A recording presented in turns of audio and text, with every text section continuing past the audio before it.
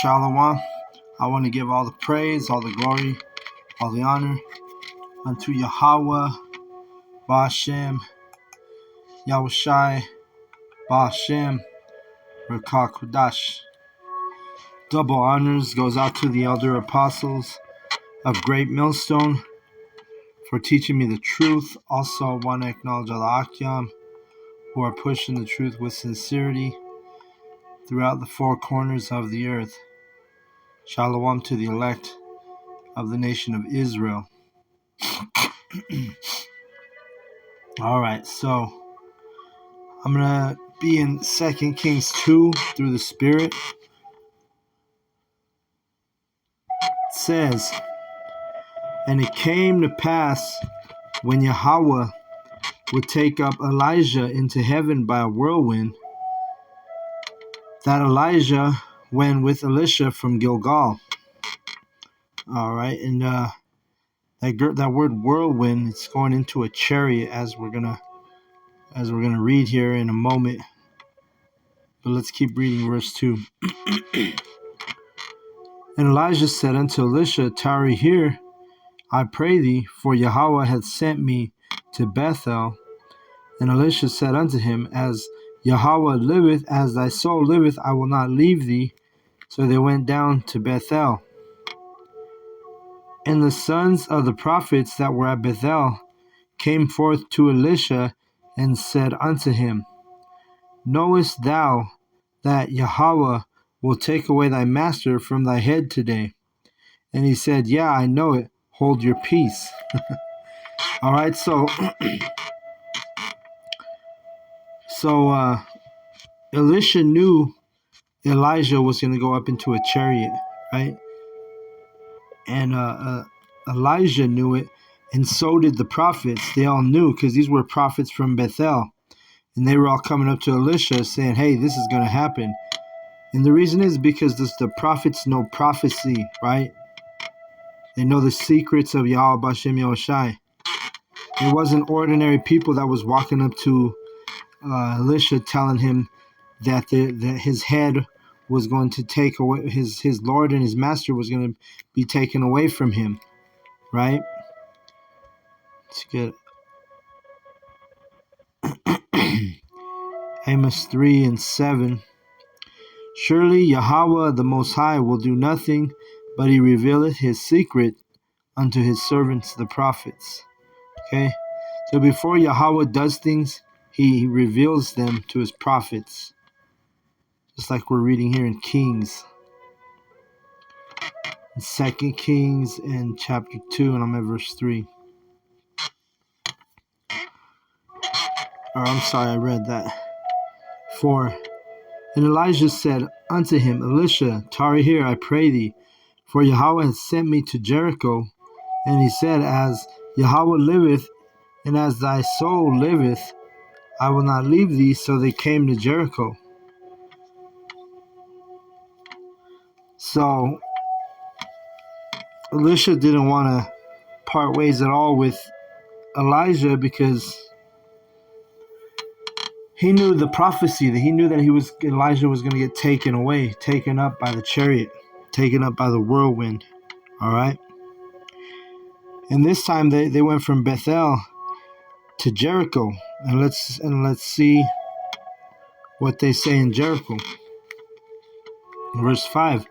"And the sons of the prophets that were at Jericho came to Elisha and said unto him, Knowest thou that Yahweh will take thy master from thy head today? And he answered, Yeah, I know it. Hold ye your peace."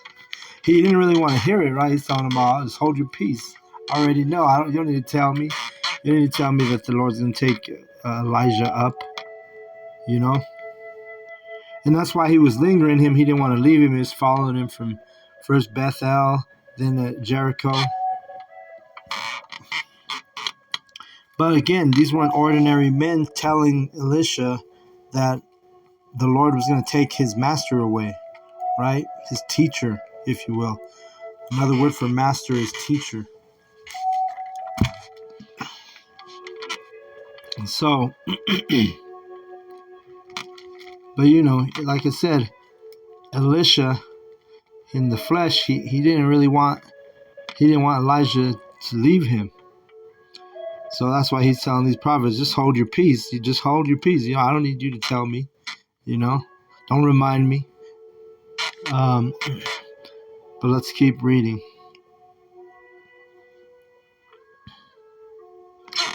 This is verse 6. And Elijah said unto him, Tarry, I pray thee here, for Yahweh has sent me to Jordan. And he said, As Yahweh liveth, and as thy soul liveth, I will not leave thee. And they two went on. And 50 men of the sons of the prophets went and stood to view at afar off, and they stood by Jordan. And Elijah took off his mantle and wrapped it together and smote the waters, and they were divided hither and thither, so that they went over on dry ground. All right, so that's he did what Moses did, man. He split that water. Verse 9. And it came to pass, when they were gone over, that Elijah said unto Elisha, Ask what I shall do for thee before I be taken away from thee. And Elisha said, I pray thee, let a double portion of thy spirit be upon me. Right? So Elijah's about to leave by way of a chariot. Yahweh is going to take him. And he turns to his understudy, Elisha, and he says, what can I do for you before I leave? And Elisha, what's he asking? He says, put a double portion of your spirit on me. Right? Verse 10. And he said, this is Elijah, and he said, Thou hast asked a hard thing. Nevertheless, if thou see me when I am taken from thee, it shall be so unto thee, but if not, it shall not be so. So he's like, you've asked a hard thing for someone to have a double portion of a spirit of Elijah, right, who is a prophet. This is like one of the prophets today, in today's age, asking Elder Apostle Tahar or even Elder Apostle Gabar if we could have a double portion of their spirit. It would be it's asking a lot, right?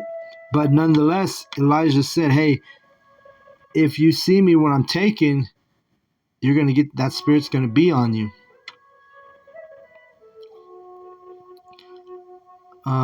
Verse 10, I'll read it again. And he said, Thou hast asked a hard thing. Nevertheless, if thou see me when I am taken from thee, it shall be so unto thee. But if not, it shall not be so. So if he sees him go up in that chariot, what you call a UFO, he said, then you're going to get that double portion of my spirit on you. But if you don't see me, it's not going to happen. Verse 11. It came to pass, as they still went on and talked, that, behold, there appeared a chariot of fire and horses of fire, and parted them both asunder. And Elijah went up by a whirlwind. All right. So this is that chariot, that so-called UFO. It took Elijah up like a whirlwind, or by a whirlwind, or the whirlwind. Is the like when you go into that word whirlwind, it means tempest or a storm, but it's like a chariot put that storm or whirlwind and sucked him up with the into the chariot, right? Which is a so-called UFO. Just the same way Yahweh Shai went up, said a cloud received him. You have a couple metaphors that the prophets used. They weren't all contemporaries, meaning they didn't all the prophets weren't at the same time, but each time they were there, they were describing in words of their time, right? One prophet called the chariot a whirlwind. One prophet called the chariot a scroll in the sky, or a roll in the sky. Um, Another prophet called the chariot a cloud. If I did I already say that? And then another prophet called it a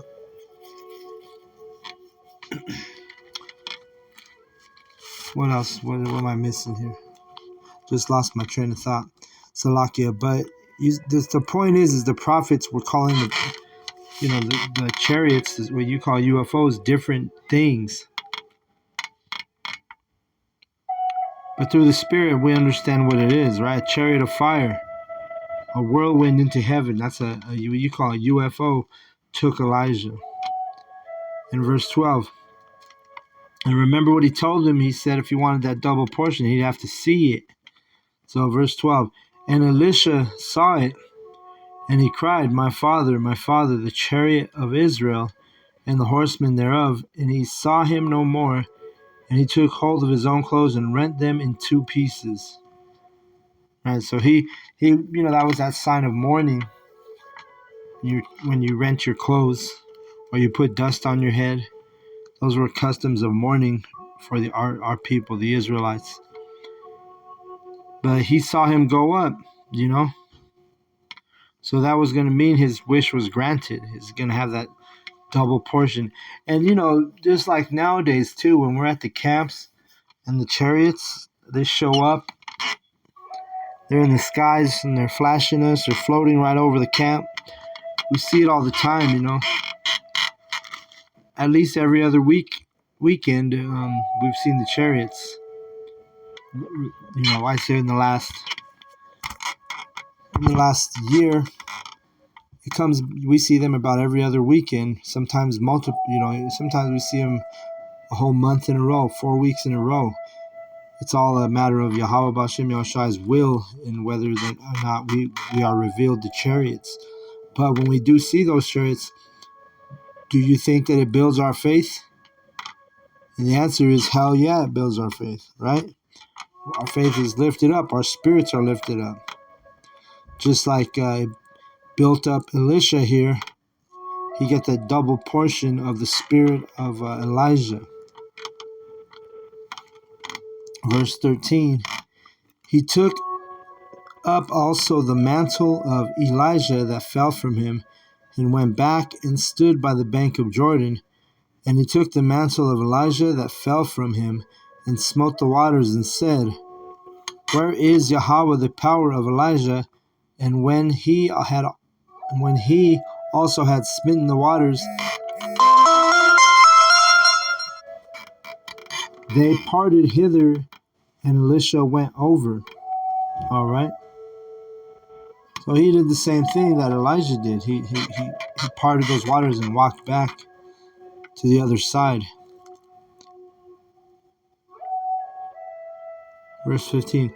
And when the sons of the prophets which were to view Jericho saw him, they said, the spirit of Elijah doth rest on Elisha.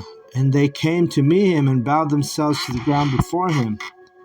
And so they were honoring him because they also saw what happened. And they could see that spirit was on Elisha. Right? He had that glow on him, Because remember, when you know the interpretation of a thing, when you're gonna have a glow on you. Ecclesiastes, Salakia.